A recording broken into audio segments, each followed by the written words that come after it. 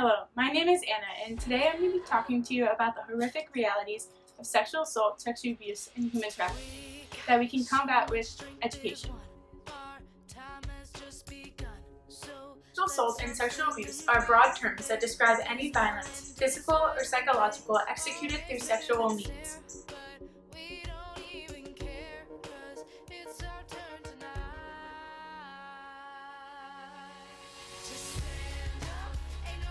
Sexual assault and abuse are crimes where the offender tries to obtain power over the victim by taking away their control or power.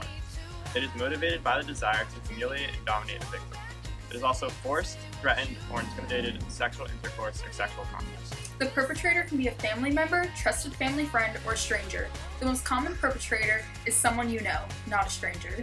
Anyone can be a victim no matter age, race, economic background, disability, or sexual orientation. Did you know that every 92 seconds an American is sexually assaulted, and 1 out of every 6 American women has been the victim of an attempted or completed rape at one point in their lifetime?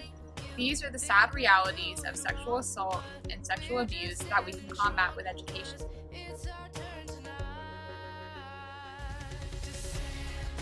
Being a female is one of the greatest risk factors for sexual assault. A person's risk factor for sexual violence increases when they are young, old, live in poverty, a person of color, are an immigrant, disabled, criminalized, institutionalized, or have a sexual orientation/gender identity which does not conform to gender norms. The age of consent ranges from 16 to 18 in different parts of the United States. The legal age of consent means that a person is legally old enough to consent to the participation in sexual activity with anyone older than the age of consent. Anyone 15 years of age and under are not. Close and age exemption is designed to prevent the prosecution of underage couples who engage in consensual sex when both parties are very close. But you have to look up the exact laws in your state. So what exactly is consent? Consent is an agreement between two people to engage in sexual activity. Consent has to be given every time the participants engage in sexual activity. Just because someone had consent a year ago to touch you doesn't mean they still have it. If you don't want them to. You can change your mind at any time when you are no longer comfortable.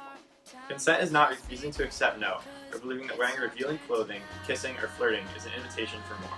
You cannot participate in sexual activity with someone under the legal age of consent. Also, if the person is incapacitated due to drugs or alcohol. Consent is also not pressuring someone into sexual activity by fear or intimidation. Silence is not consent, and neither is assuming you have permission to engage in sexual activity because you have done it in the past.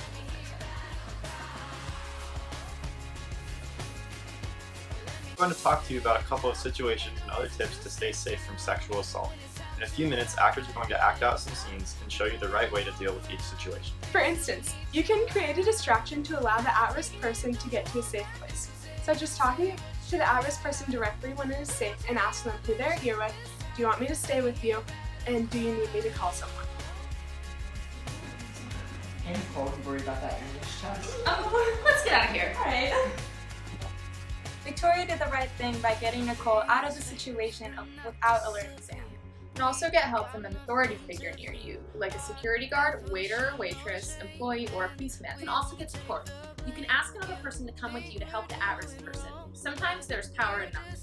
Hey, I think he looks very uncomfortable talking to her. I agree, we should go talk to him. Hey John, is everything okay? No, I don't know this woman. We can call the police and stay with you until they arrive. Thank you guys so much. Marcus and Kate did the right thing by going up to John and asking him if he needs help. They also did the right thing when they called the police and stayed with the victim to make sure the abuser did not come back. Some other tips to prevent sexual assault or abuse are to not participate in sexual behavior like sexist jokes, never let partners define your sexuality. You can also educate others against sexual assault, sexual abuse, or human trafficking. Do not be on the phone on the way to your car or distracted in public. Always have your keys in your hand before you leave the building. Do not leave your food or drinks alone at a party, in the mall, or in public. Any commercial sex exchange by a minor or an adult is considered sex trafficking. There doesn't have to be a third-party exploiter. The legal definition of human trafficking includes exchange of sex for anything of value by a minor. Individuals that are over 18 years old can also be trafficked. The perpetrator uses coercion, force, or fraud to keep the trafficked person enslaved. Many cases of trafficking humans for non-sexual labor also include sexual violence as a means of fear and control. For the most part, human trafficking is a sexual violence issue, but not all forms of human trafficking involve sexual violence. Human trafficking isn't always kidnapping. It can happen in your home. You can be blackmailed or forced into human trafficking. To victimize women and men for the purpose of sexual exploitation usually prey upon a person's needs. For example, Maslow's hierarchy of needs defines things that all individuals require to thrive, such as food and shelter. Perpetrators usually prey upon a person's need for love and belonging to pull them into the world of human trafficking.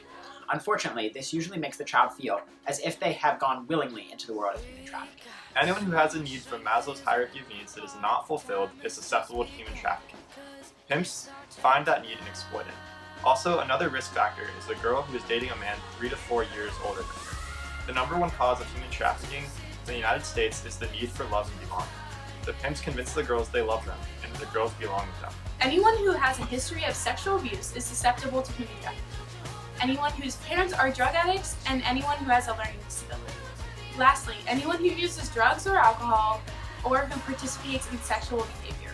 Did you know that having a sugar daddy is a gateway to human trafficking? Some telltale signs of trafficking are if you see a girl who is dressed improperly for the situation at hand, like being underdressed or overdressed, or if they're being closely watched by someone.